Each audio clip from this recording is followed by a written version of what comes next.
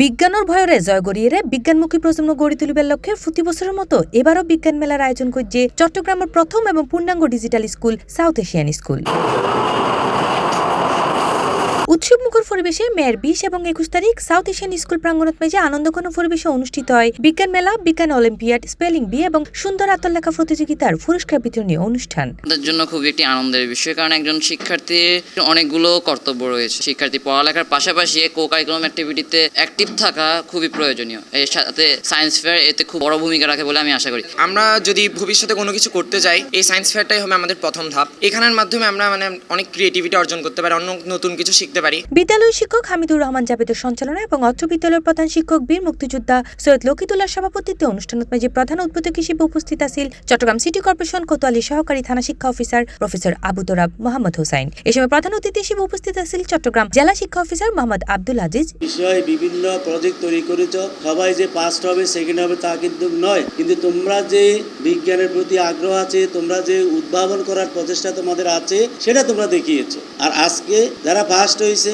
তারা যে একেবারে ভালো করে ফার্স্ট হয়েছে তা নয়, হয়তো বা তাদের এটা কি যে প্রক্রিয়া তারা করতে ছিল সেটা মোটামুটিভাবে পরিপূর্ণ ছিল, আর যারা হয় নাই তাদের এখানে হয়তো কিছু ঘাটতি আছে। আমরা চট্টগ্রামের প্রথম পূর্ণাঙ্গ ডিজিটাল স্কুল, তো আমরা চাই যে বাচ্চারা ভবিষ্যতের জন্য নিজেকে প্রস্তুত করুক।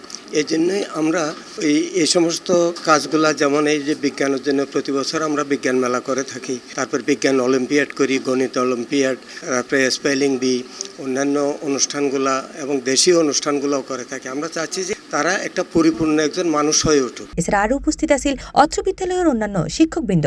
আসলে বাচ্চারা স্কুলে আসে শিখতে, আর ওদের লাইফে বিজ্ঞান এবং টেকনোলজি জিনিসগুলো দরকার, সেগুলো যেন ওরা বুঝতে পারে এবং ওরা কোনো কিছু যে একদম খুব বড় করে ইনভেন্ট করতেছে তা কিন্তু না, কিন্তু চেষ্টা করতেছে এবং বড় হয়ে ওরা এই জিনিসগুলো পরে নিজেদের লাইফে এক্সিকিউট করতে পারবে। এবং আমাদের বাচ্চারা অনেক ক্রিয়েটিভ, যাতে ওদের ক্রিয়েটিভিটিটা এখান থেকেই শুরু হয়, আমাদের এটা ছোট প্রয়াস আর কি। পুরো অনুষ্ঠানের প্রধান আকর্ষণ আছিল বিজ্ঞান মেলা, যেটা শিক্ষার্থীসকল নিজেরা তৈরি নানান রকম বিজ্ঞান প্রকল্প উপস্থাপন করে। পরবর্তীতে বিজ্ঞান অলিম্পিয়াড প্রতিযোগিতাত বিদ্যালয়ের বিভিন্ন শ্রেণীর ছাত্রছাত্রীসকল অংশ লয়। এছাড়াও স্পেলিং বি প্রতিযোগিতা মেজে ইংরেজি এবং বাংলা বানানোর ভিত্তি করে অনুষ্ঠিত হয়, যারা শিক্ষার্থীসকল কঠিন এবং বিরল শব্দের বানান পরীক্ষাত অংশগ্রহণ করে এবং শিক্ষার্থীসকলের সুন্দর আত্মলেখা প্রতিযোগিতার মাধ্যমে শিক্ষার্থীসকলের মধ্যে লেখার দক্ষতার সৃষ্টিশীল মনোভাব গড়ে ওঠে।